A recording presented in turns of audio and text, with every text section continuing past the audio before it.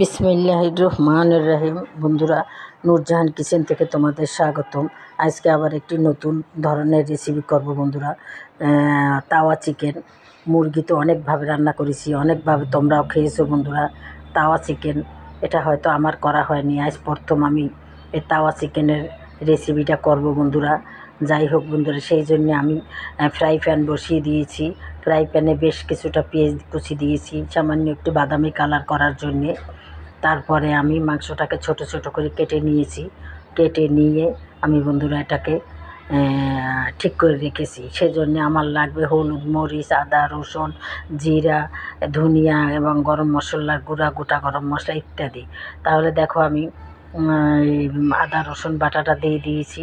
আদা রসুন বাটাটা যখন একটু ভাজা ভাজা হয়ে যাবে, একটুখানি কাঁচা গন্ধটা চলে যাবে বন্ধুরা, তারপরেই আমি মাংসটাকে অ্যাড করে দেব। তাহলে তোমরা দেখতে থাকো আজকে আমার তাওয়া চিকেনের রেসিপি। বন্ধুরা, তাওয়া চিকেন যে এত মজা সেটা বলার মতো না।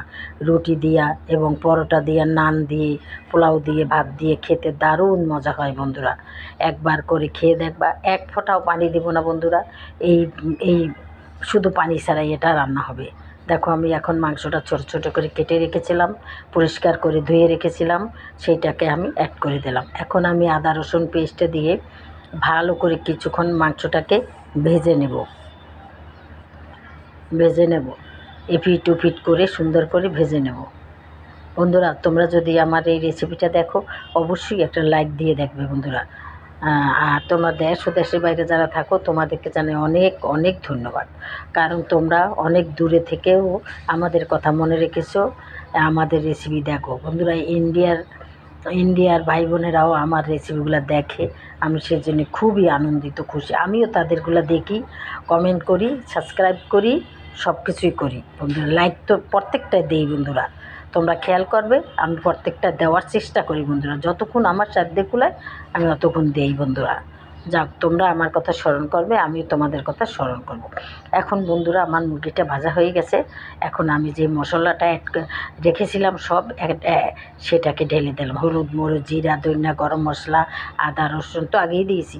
এখন কয়েকটা কাঁচামরিচ দিয়ে দেবো। কাঁচামরিচ দিয়ে বন্ধুরা দেখো, লবণ, স্বাদ মতো লবণ দিছি, সামান্য একটু চিনিও দেবো বন্ধুরা। দেখো এর ভিতরে বাটার দিব।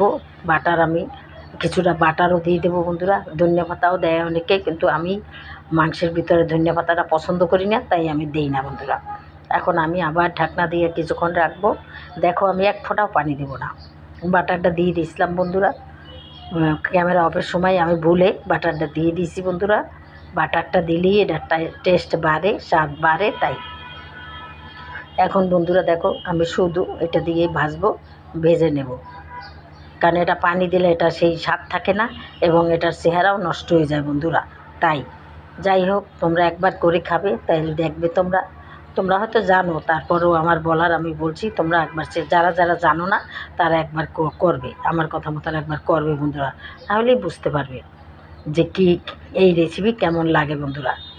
এই একঘেয়েমি রেসিপি সবসময় ভালো লাগে না, তাই বন্ধুরা। এখন আমি সামান্য একটু চিনিও দিয়েছি এবং সামান্য একটু ভাজা জিরার গুঁড়া দিয়ে দিলাম উপর দিয়ে, যাতে টেস্টটা আরও বাড়ে, সেই জন্যে। হয়ে গেছে বন্ধুরা আমার রেসিপিটা। এখন আমি পরিবেশন করে তোমাদের দেখাবো। তোমাদের যদি ভালো লাগে একবার অবশ্যই তৈরি করে খাবে। আর বন্ধুরা, আমি এক কথা দুইবার বলার জন্য দুঃখিত, হয়তো বলে ফেলি বন্ধুরা। যাই হোক,